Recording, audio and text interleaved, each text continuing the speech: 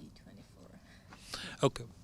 Yeah, 24, the AMADEE mission is a so-called analog Mars mission. So we try out a manned with astronauts exploration of Mars. So there is a habitat where usually the astronauts live. They have all the stuff there which they need for living, water, heating, and all this. And of course, there's a lot of experiments around, so where people try out things that might be useful for Mars later on. So there's, for example, there's a greenhouse here, so we can grow vegetables. We have a robot here which helps with exploring the Mars with the astronauts. There's also about psychology is important, so because you're far from home for a long time, so there's also this psychological or human factors. There's always experiments, and you want to find out what you can go wrong in these missions and what you can use as procedures and materials that if in 5, 10, 20 years people go there, that they are prepared based on what we are doing here. This is how we expect also to work a real Mars mission. So you have 10 to 20 minutes delay in the communication. This is also simulated here. So the mission support or the headquarter is in Vienna, in Austria. There's also people living there. And they make, for example, the flight plan, so what the people have to do or the astronauts have to do the whole day. They also have to check if everything works fine in the field.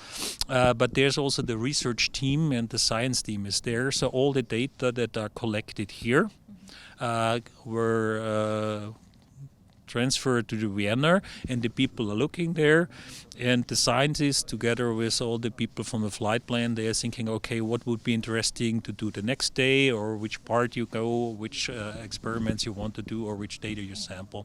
So that's the mission support center in Vienna. It is an exploration rover. But it's interesting, it's not fully autonomous, so it's semi-autonomous, so that means it always works with the astronaut, because when we have an astronaut there, which is important because of course, people are more smart and more capable to do investigations. That's why it is interesting there. And our rover is able to support them in collecting data. So what we can do is we can analyze the environment. We can check where we can go with the rover. Then the astronauts can send the rover there. It drives there. They don't have to go out of the habitat, which is usually a lot of work to put on the suits, and there's also dangerous. You don't want to do that all the time. Then once you are in a region of interest, you can select stones or formations which are interested. So all the data are sent to the habitat. And then you say, okay, I want to have this stone analyzed, and then the robot starts with its arm to make pictures, to make measurements, and integrates everything. No, that's what we not do. We're not taking samples. We are really measuring only in the habitat in situ, not taking samples. There's another experiment which does this and bring it back.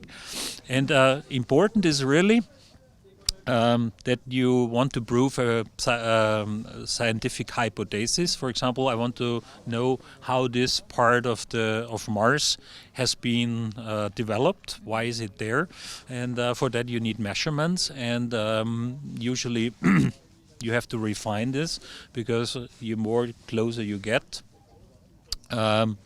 because first you have only a satellite image, then you have pictures from the area, but in the last point you have very close-up pictures. And this is exactly what we are doing here. And as I said before, it's important, you always need a human at the end to go there and really check, make a final check. But he has not to go everywhere, because if a place is uninteresting, the rover can do it, right? And we have to